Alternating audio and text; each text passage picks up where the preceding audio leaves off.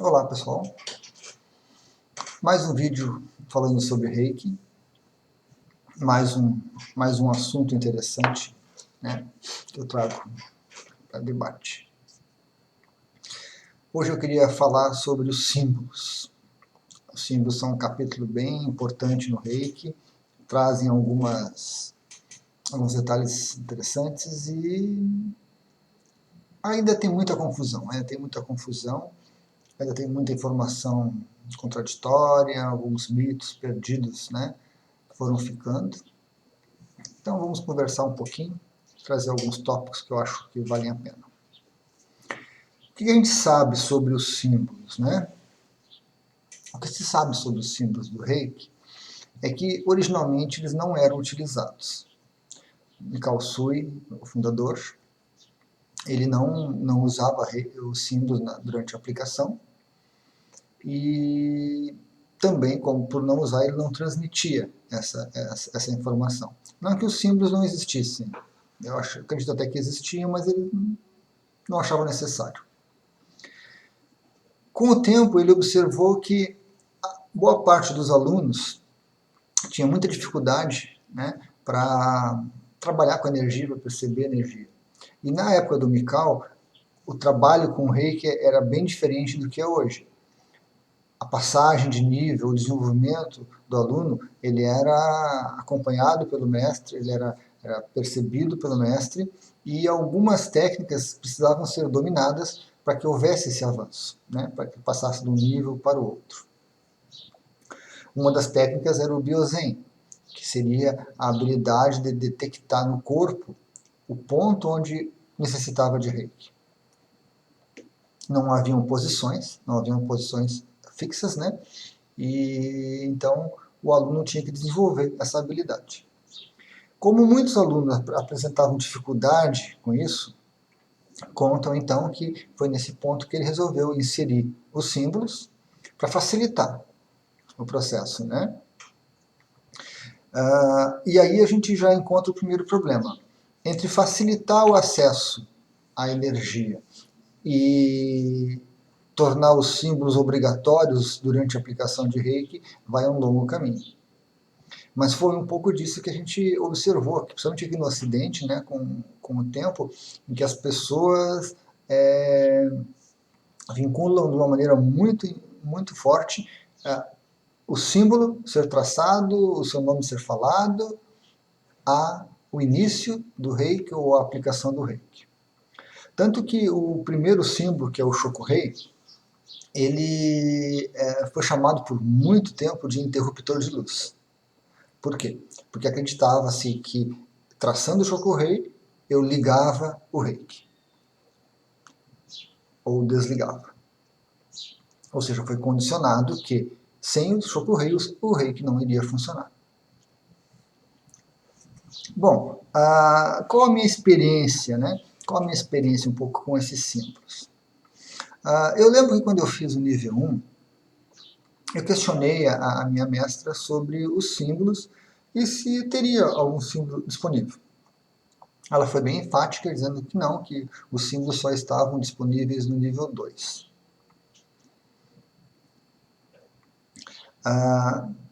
Eu aceitei aquela informação, mas continuei pesquisando, continuei lendo e continuei observando.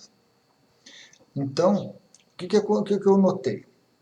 Que no nível 1, o símbolo Shokuhei, que é o primeiro dos símbolos, já era colocado nas mãos dos iniciados, né? A energia era colocada aqui nas mãos. E que esse símbolo estava disponível.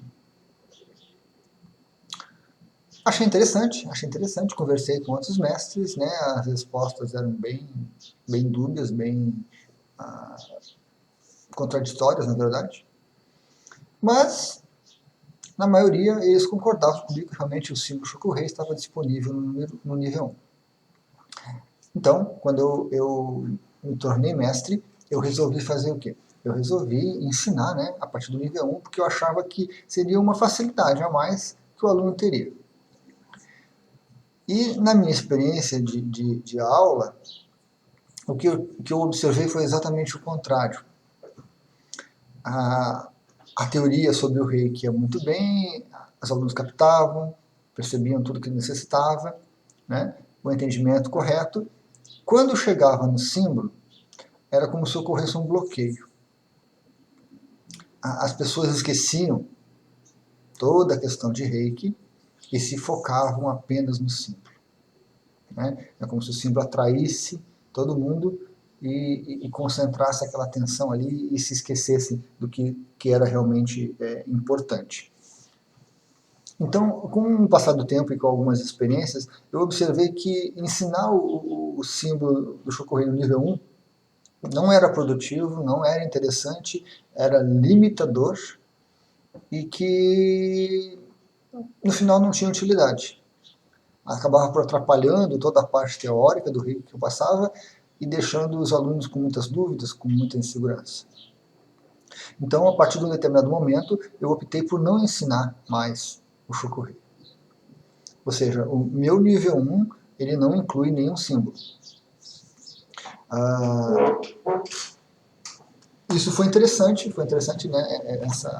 Por alguns aspectos pode parecer um certo retrocesso, quer dizer, eu voltei ao início, voltei a concordar com outros mestres, mas eu voltei a fazer isso por uma razão, né, bem pautada, uma razão bem justificada. E ao longo dos anos que eu ensino Reiki, essa escolha tem se mostrado bem acertada. Por quê? Porque à medida que eu ensino Reiki para os alunos, sem símbolos, sem nada, sem nenhuma amarra, ele passa o nível dele todo, seja um mês, 2 meses, 3 meses, um ano, usando o Reiki, aplicando o Reiki, sem nenhuma limitação. Ou seja, vivenciando de uma forma mais direta, mais coerente a energia e bem mais verdadeira. Então, quando ele chega no nível 2, aí eu coloco os símbolos. Aí ele já está bem tranquilo com o Reiki, já não tem mais aquelas dúvidas iniciais, né? Já teve uma vivência correta e aproveita bem mais. Não há já aquele bloqueio na hora que a gente trabalha os símbolos. E o nível 2 são algumas técnicas e a inserção dos símbolos, né, nessa teoria. Então, eu acho muito interessante os símbolos, mas não dessa forma, né, não como limitações. Um outro aspecto interessante é que eu também observo ao longo do tempo que as pessoas perdem o foco no símbolo. Passado aquele processo inicial da iniciação, onde há aquela descoberta, onde há uma busca, onde há uma experimentação, as pessoas acabam, pelo menos os que fazem o curso comigo, acabam esquecendo, acabam relegando realmente os símbolos a um segundo plano, porque eles já sabem, né, por experiência própria, que eles conseguem enviar o reiki. Inclusive enviar o reiki à distância, sem o uso do símbolo. Então, esse símbolo acaba ficando realmente como aquela muleta que a gente usa por algum tempo para se segurar, para se apoiar, e que depois, quando a gente está curado novamente, a gente solta a muleta e segue andando sem elas. Tá? Então esse é o ideal dos símbolos, é que a gente realmente abandone o uso deles e se torne mais intuitivo. Os símbolos, para mim, hoje em dia, eles estão, principalmente porque eu trabalho com Reiki, eu faço atendimentos com Reiki, eles estão mais no nível de intuição e de sinal. Porque às vezes a gente não consegue estar num determinado momento, assim, durante a aplicação, muito receptivo. Então, o que ocorre? Vem na minha tela mental ou o nome do símbolo, ou o símbolo inteiro se forma na minha mente. Então, aquilo ali para mim serve como um sinal de que, naquele ponto que eu estou aplicando o Reiki, a energia está assumindo um determinado tipo. Então, por exemplo, se eu estou aplicando na região ali do umbilical e vem o Chokurei, eu sei que é energia vital, porque o Chokurei é símbolo do nível 1 é energia vital. Se vier um Daikomyu, por exemplo, que é do nível 3A, eu sei que é contato espiritual. Então, cabe a mim relacionar essa informação que o símbolo, né, que esse sinal trouxe, com a posição da aplicação e com as implicações que aquilo tem. Então fica um processo bem mais fácil. A minha intuição flui e o meu racional funciona captando essa informação e tentando adaptar ela ao que está acontecendo. Então esta é a principal função que eu vejo hoje nos símbolos, né? Servir como sinalizador. É claro que o Shoku-rei é um símbolo que intensifica muito a energia. E a gente pode perceber bastante isso fazendo uma aplicação de reiki sem o Shoku-rei e com o Shoku-rei. Só que o Shoku-rei, ele é basicamente energia vital. Então, se você usar o Shoku-rei numa determinada posição e a pessoa não precisar de energia vital, você não vai perceber nada. Né? Vai precisar talvez de um Seireki, vai precisar de um Honsha Shonen ou do Daikomyo para aquela posição. Então, não estou desfazendo dos símbolos, não estou falando mal dos símbolos, né? Não estou considerando eles inúteis, mas eu estou relegando eles realmente a uma posição secundária, né? Uma posição onde que eles surgem como intuição, eles surgem como sinalizadores do tipo de energia que está fluindo e auxiliam o nosso consciente, a nossa racionalidade a trabalhar aquela questão. Os símbolos também, eles se proliferaram de uma forma muito fácil, né, muito rápida, tanto que, por exemplo, no Karuna já entram mais 12 símbolos. Nós temos o Shambhala, que já entram 252 símbolos. Nós temos o Celta, que entram mais 16. Ou seja, à medida que a gente vai avançando e experimentando outros sistemas de Reiki, a gente acaba colecionando símbolos que racionalmente fica difícil de lidar. Né? Lembrar do símbolo, lembrar da função que ele faz e associar com a posição que está, o tipo de energia que está fluindo, é algo assim muito complexo, muito complexo. Se perderia muito tempo nesse trabalho, o que não seria uma coisa assim muito interessante, eu diria. Então, à medida que as pessoas soltam o símbolo, principalmente esse soltar é um aspecto racional da coisa, né? De não ficar presa, limitada, que o símbolo é que vai permitir, que o símbolo é que vai fazer, que o símbolo é que vai resolver. Então, eu me torno mais intuitivo e eu permito com essa atitude que a energia que vai fluir seja realmente a energia que a pessoa está precisando. Então, me vem na mente, e isso é uma experiência minha, né, particular, é claro, vem na minha mente um determinado símbolo. Eu sei que aquele símbolo pertence, né, a um determinado sistema e tenho uma ideia do que ele trabalha. Mas eu não me preocupo com esse tipo de coisa. Eu simplesmente, ou normalmente, paro a aplicação naquele ponto, traço o símbolo, falo o nome dele, né, ou mentalizo o nome dele 3 vezes e puxo, né, pego com a mão energeticamente e coloco o símbolo naquela posição aonde ele surgiu. E continuo a aplicação. Posteriormente, se eu achar interessante, eu vou lá buscar o significado mais preciso do símbolo, vinculo com a posição em que ele surgiu e vou ter um raciocínio, vou ter uma abordagem sobre essa questão. Mas eu permitindo que o símbolo surja, que o símbolo se manifeste de forma intuitiva, eu acho muito mais produtivo.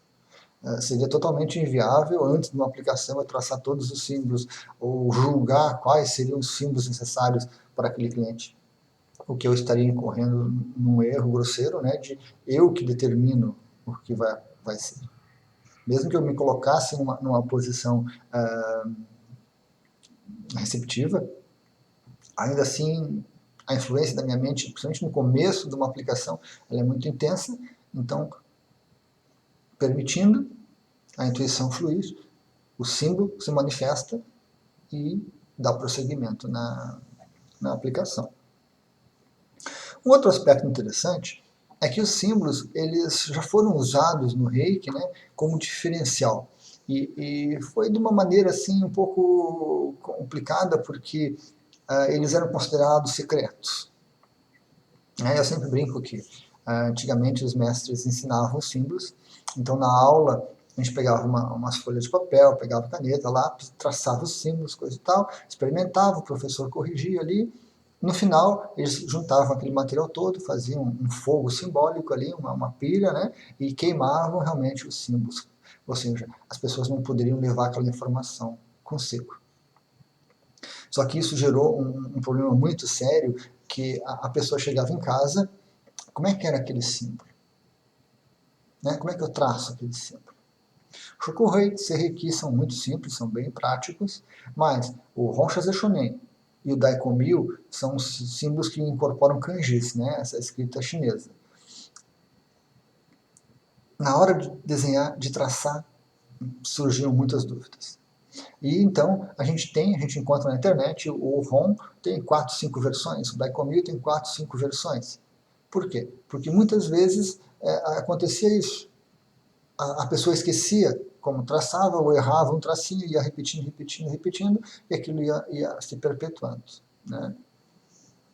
Então essa questão dos sagrados, que no começo era usada até para atrair as pessoas um pouco para o reiki, ou seja, nós temos aqui um sistema de cura que tem uns símbolos sagrados que são secretos e que você precisa fazer essa iniciação para ter acesso a eles.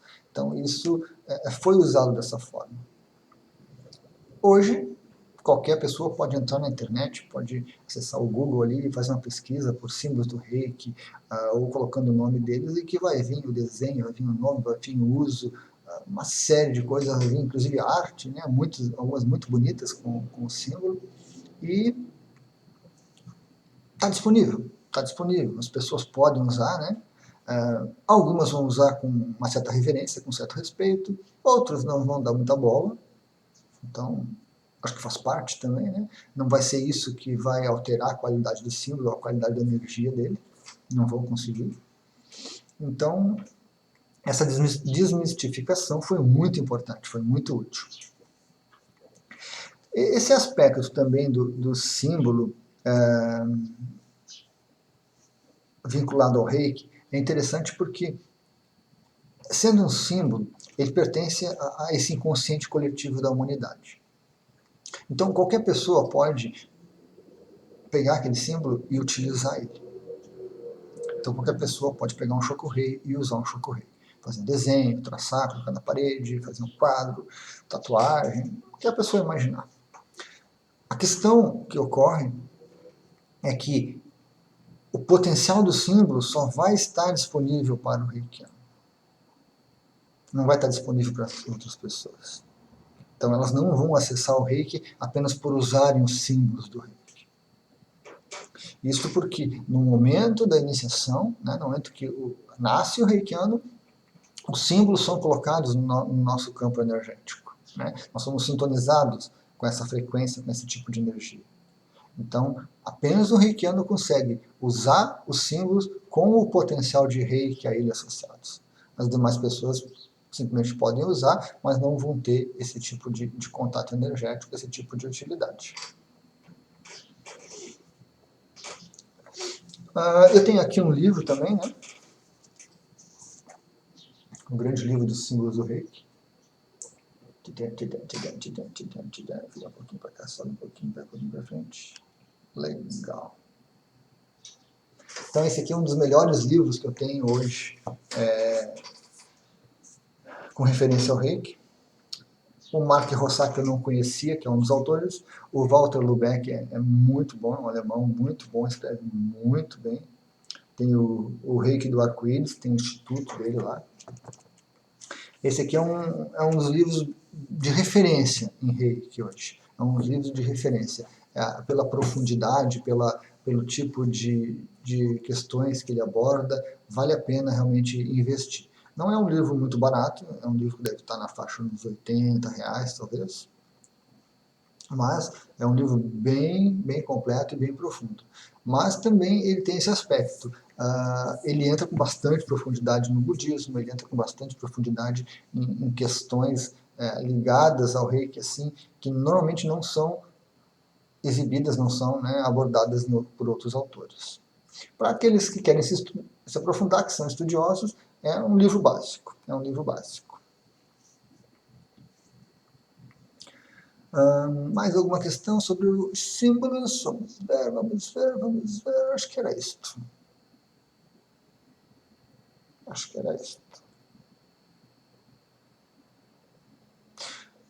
Bom, tem duas orientações que eu passo nos cursos que de repente vale a pena comentar. Uma delas é a meditação com os símbolos. Isso eu acho muito interessante, muito importante, principalmente logo após a iniciação, né? Essas duas atividades permitem que a gente entre em contato com essa energia que o símbolo agrega, de uma forma bem interessante, bem lúdica até em alguns casos, e vale a pena. Das meditações, nós temos dois modelos, duas opções. Uma delas a gente vai traçar o símbolo com a mão, com a palma da mão assim espalmada, e vai imaginar que ele vai entrando pelo nosso coronário e vai se acomodando aqui no cardíaco, ou então a gente veste aquele símbolo por inteiro. Fica-se algum tempinho respirando, né, para aproveitar a energia. Uma outra variação dela, a gente também vai traçar o símbolo no ar, vai falar o nome dele 3 vezes, e vamos fazer um gesto como se a gente pegasse o símbolo e colocasse ele nessa região do nosso frontal. Também, após alguns segundos, a gente fica apenas respirando e aproveitando aquela energia, sentindo como é que essa energia se manifesta. Então, essa é uma das questões que eu ensino, que a meditação é bem interessante, né? Não só após a iniciação, mas com o tempo, para a gente tentar um pouquinho entrar em contato com a energia, facilitar um pouquinho essa energia no nosso sistema. Um outro aspecto que eu gosto bastante é desenhar os símbolos e depois colori-los. Então a gente pega um lápis de cor, um giz de cera, uma canetinha, traça os símbolos no papel e depois começa a colorir eles, né? Começa a colocar um pouco de cor e permitir que flua também um pouco assim essa parte inconsciente da gente, nessa escolha de cores, nessa escolha de padrões que a gente pode fazer, né? Que é muito interessante essa atividade. Normalmente eu faço isso em aula e recomendo que as pessoas continuem fazendo em casa, né? Às vezes sai um quadro bonito, a gente pode mandar moldurar, colocar na parede, alguma coisa assim.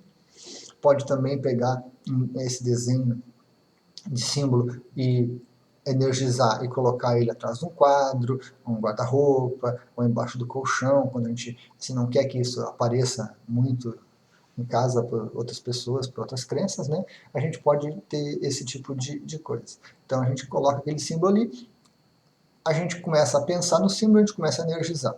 Energizou o símbolo, ele fica atuando no ambiente por algum tempo. Então é uma prática muito interessante essa de desenhar os símbolos e colocar. Seja uma maneira mais aberta, assim, que apareça, ou então, né, grudando ele atrás de um quadro, ou no guarda-roupa mesmo, escondidinho assim, que a gente pode colocar.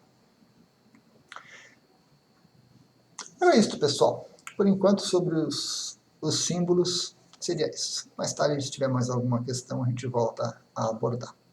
Obrigado.